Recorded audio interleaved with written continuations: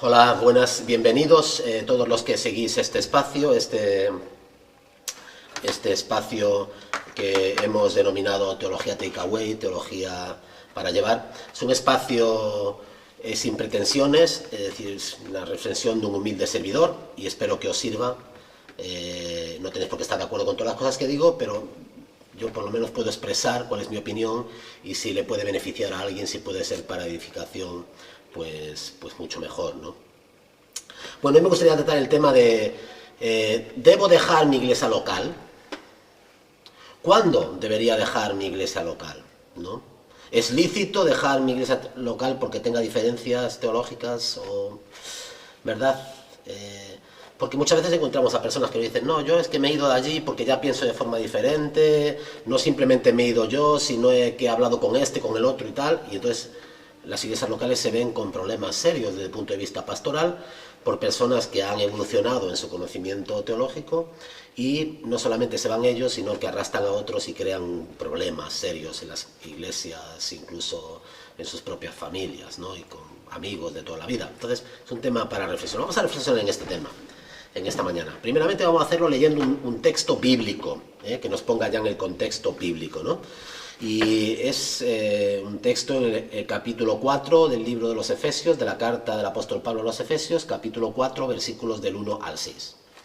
Yo pues, por eso, en el Señor, os ruego que andéis como es digno de la vocación con que fuisteis llamados, con toda humildad y mansedumbre, soportándoos con paciencia los unos a los otros, solícitos en guardar la unidad del Espíritu en el vínculo de la paz.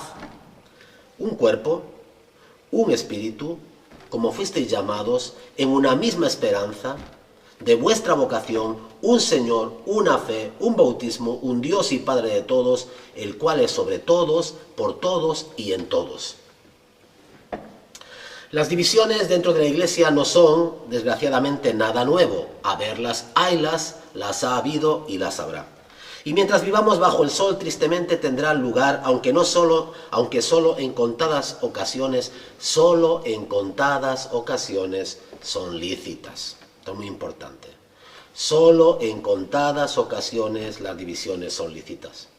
Cuando hablamos de divisiones, hablamos de grupos más o menos grandes que abandonan una iglesia local o una denominación por razones doctrinales u otras causas.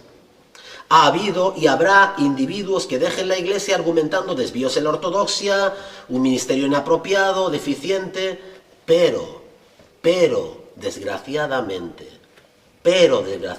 en realidad, muchas de estas divisiones esconden razones menos espirituales, carnales e incluso pueriles.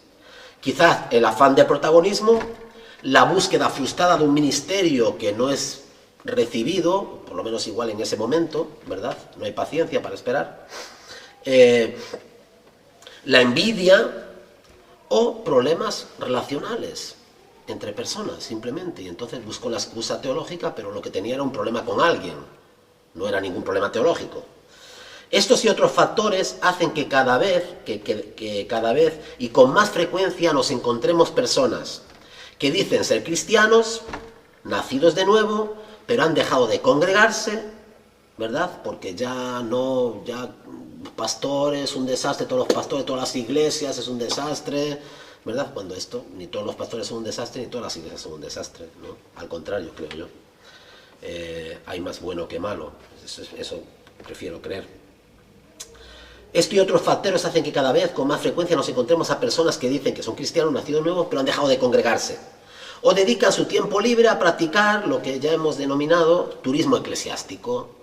¿Qué es el turismo eclesiástico? Ir de flor en flor, picando de flor en flor, de iglesia en iglesia, por un tiempo, hasta que te enfadas de nuevo, hasta que no te gusta esto, ¿verdad? Aquella hermana que la falda sobrepasa la rodilla, que se toca demasiados coritos o no hay demasiados himnos, que el pastor no se pone corbata cuando predica, yo qué sé, el color de la iglesia no es el apropiado, mil historias que os voy a contar que vosotros no sepáis, ¿no?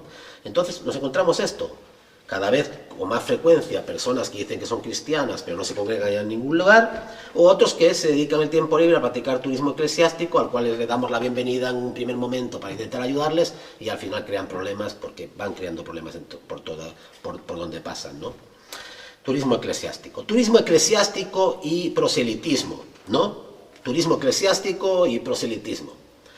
A estos últimos es a los que se refiere C.S. Lewis, ¿no? El profesor Lewis, en su libro Cartas del Diablo a su sobrino. Sabéis que me gusta citar mucho a Lewis, ¿no?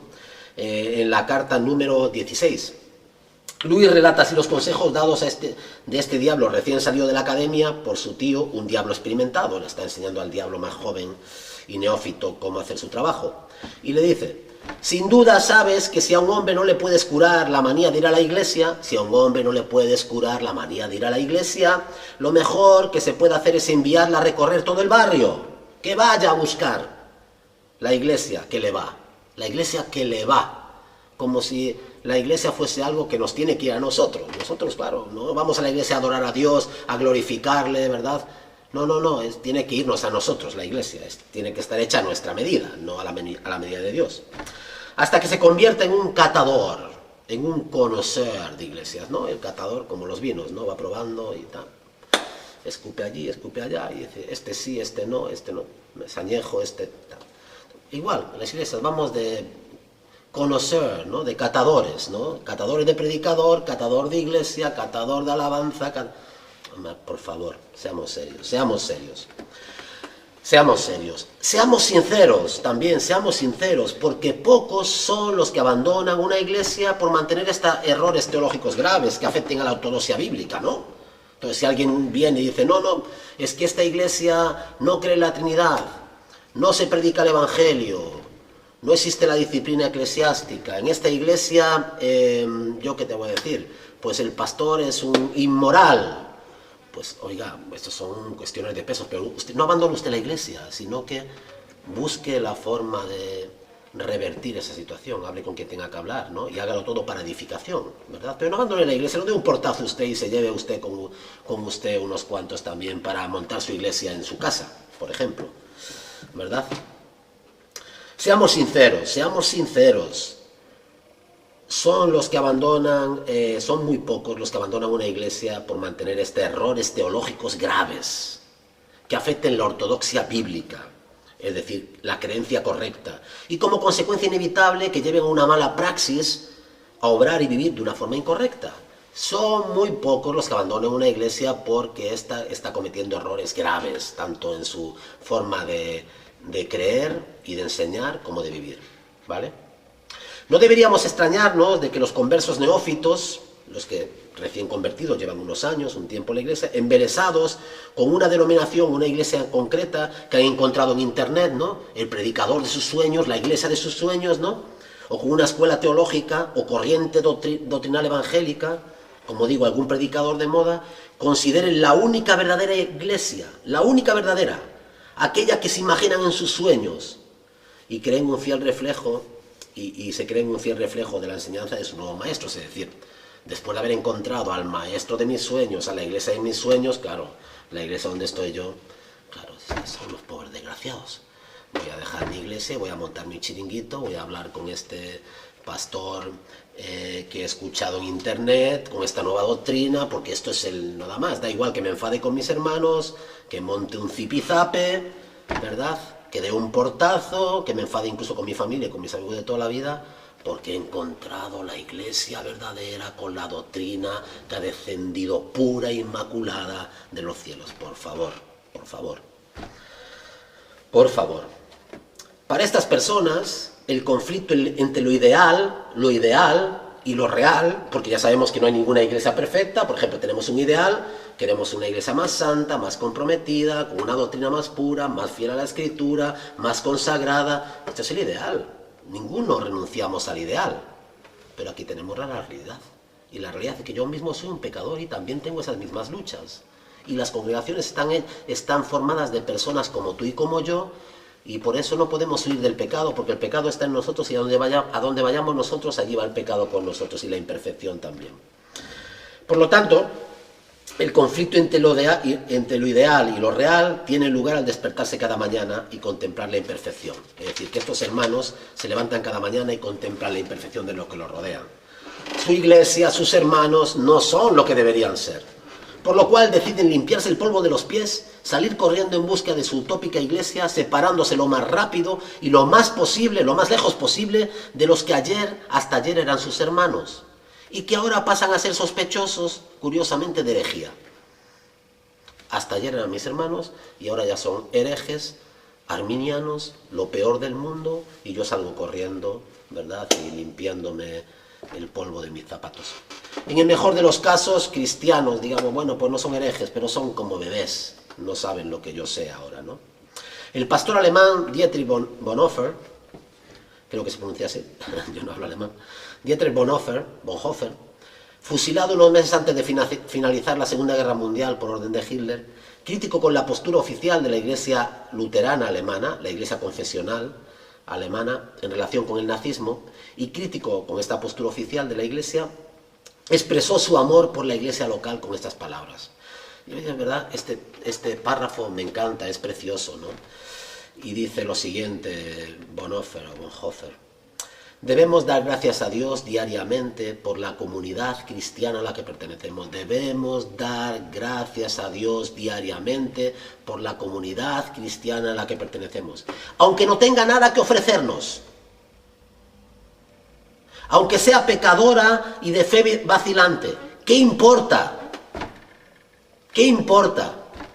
Pero si no hacemos más que quejarnos ante Dios por ser todo tan poco conforme a lo que habíamos esperado, nuestra iglesia ideal, esto es mío, estamos impidiendo que haga crecer nuestra comunidad según la medida y riqueza que nos ha dado Jesucristo.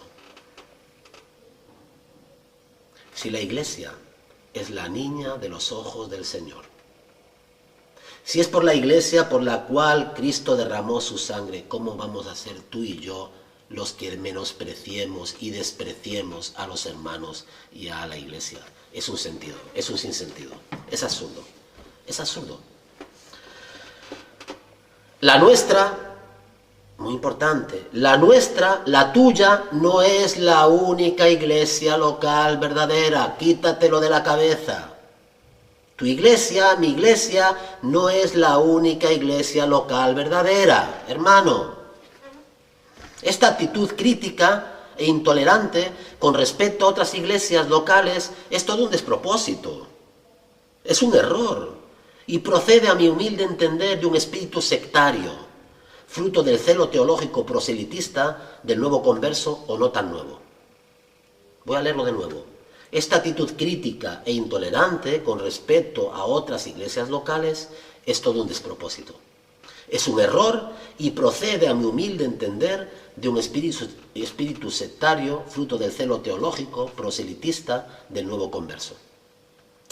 No seguimos a los hombres y sus distintas facciones, como Pablo exhorta a la iglesia en 2 de Corintios capítulo 3, versículos 4 al 7. Porque diciendo el uno, yo ciertamente soy de Pablo, y el otro, yo soy de Apolos, no sois carnales. ¿Qué pues es Pablo? ¿Y qué es Apolos? Servidores por medio de los cuales habéis creído. Y eso según lo que a cada uno concedió el Señor. Yo planté, Apolos regó, pero el crecimiento lo ha dado Dios.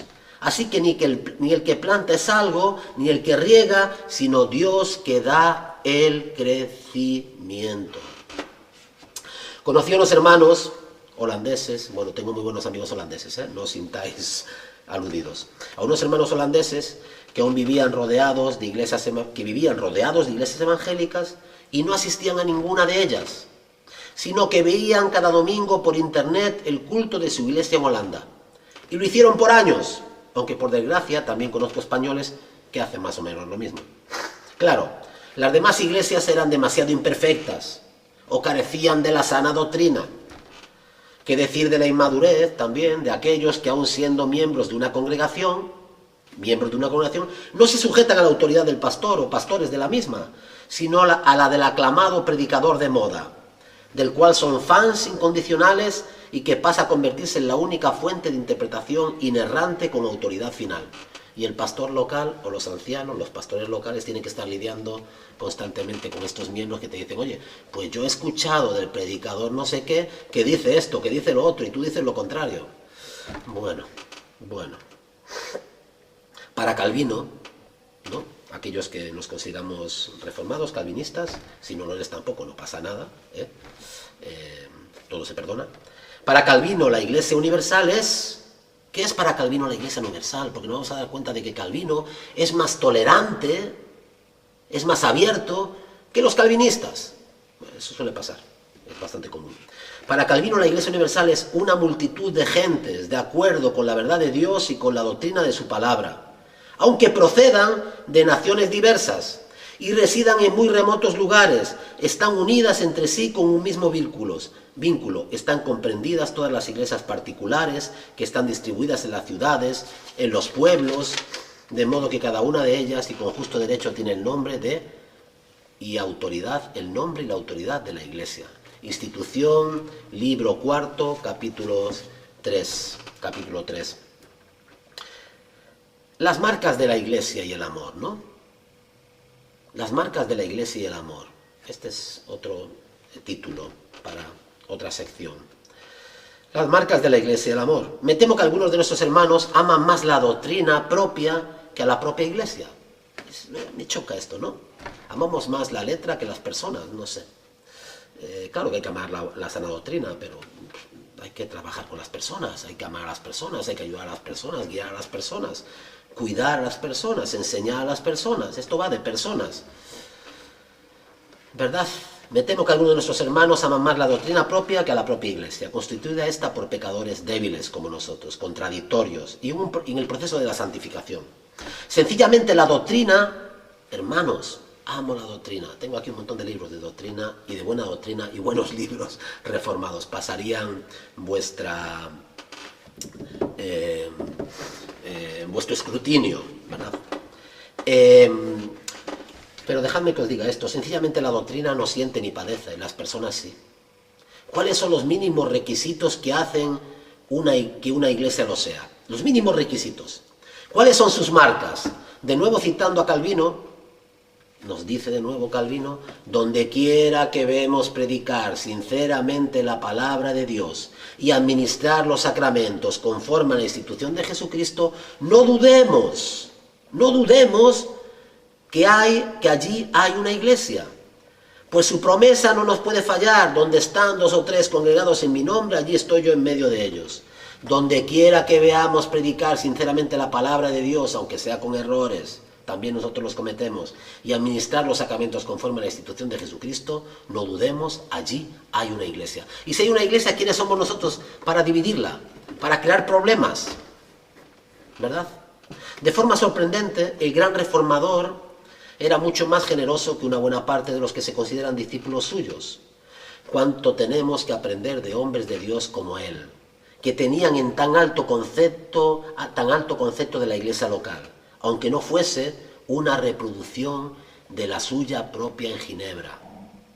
Aunque no fuese una reproducción de la suya propia en Ginebra. ¿Cuántos hay que no consideran iglesias completas aquellas iglesias que no son como la suya, ¿verdad? Cuánta inmadurez y carnalidad, ¿verdad?, nos rodea, desgraciadamente, y nosotros también somos partícipes de ello. De nuevo, citando al pastor y teólogo alemán Bonhoeffer, dice lo siguiente: damos gracias a Dios por lo que Él ha obrado en nosotros. Damos gracias a Dios por lo que Él ha obrado en nosotros. Le agradecemos que nos haya dado hermanos, que viven ellos también bajo su llamada, bajo su perdón, bajo su promesa. No nos quejamos por lo que no nos da, sino que le damos gracias por lo que nos concede cada día. Nos da hermanos llamados a compartir nuestra vida pecadora bajo la bendición de su gracia. Vida en comunidad. Qué maravillosas palabras, ¿verdad? Unidad en la pluralidad. Unidad en la pluralidad, ¿verdad? Unidad, diversidad. El tema de este domingo, la predicación. Hoy en día la gente abandona las iglesias por las razones más peregrinas y surrealistas, como he mencionado. Una vez más Calvino nos recuerda lo siguiente: es cierto que donde quiera que se escuche con reverencia la predicación del Evangelio y no se menosprecien los sacramentos, allí hay una forma de la iglesia. de la que no se puede dudar, y nadie es lícito a menospreciar su autoridad, o hacer caso omiso de sus amonestaciones, ni contradecir sus consejos, o burlarse de sus correcciones. Mucho menos será lícito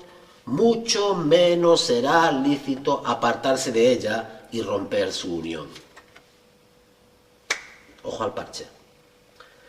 Debemos a menudo recordarnos que la unidad no es principalmente organizativa. Nuestra unidad no tiene que ver con una organización, ¿verdad? Yo soy presbiteriano y sí creo en una iglesia más organizada, pero nuestra unidad no depende de esto, de una organización, sino que es una unidad orgánica y vital. La base de una verdadera iglesia es la doctrina apostólica, no la particular doctrina de cada congregación o denominación. Amad a esta iglesia, permaneced en esta iglesia, ser vosotros esa iglesia, afirmaba Agustín, ¿verdad? Volviendo de nuevo a Calvino, creemos en el catolicismo, en la catolicidad de la iglesia, ¿verdad? No en el catolicismo romano, pero sí en la catolicidad, la universalidad de la iglesia, ¿verdad? No que la iglesia sea exactamente como nosotros, sino que creemos en la pluralidad, en la diversidad, en la multiforme gracia de Dios que se manifiesta en diferentes congregaciones. Volviendo de nuevo a Calvino, que nos comenta con gran tristeza la situación creada tras el fracaso del Concilio de Trento. Estas son palabras de Calvino después del Concilio de Trento, y dice, apenado, con tristeza: desde luego hubiese sido muy deseable que las disensiones, las divisiones que perturban a la Iglesia hubieran sido arregladas por la autoridad de un concilio piadoso. Pero tal como han ido las cosas, ya no queda esperanza para ello. Por consiguiente, ya que las iglesias se hallan desparramadas de manera lamentable y no hay manera humana de reunirlas, lo mejor es que cada cual se apreste a levantar el estandarte que el Hijo de Dios nos ha dejado.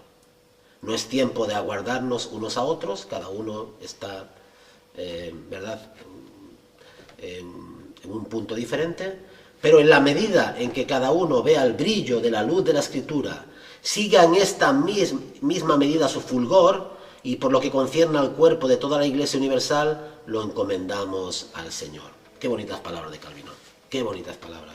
Es increíble. Por consiguiente, ya que las iglesias se hayan desparramadas de manera lamentable y no hay manera humana de reunirlas, lo mejor es que cada cual se apresta a levantar el estandarte del Hijo de Dios, que el Hijo de Dios nos ha dejado.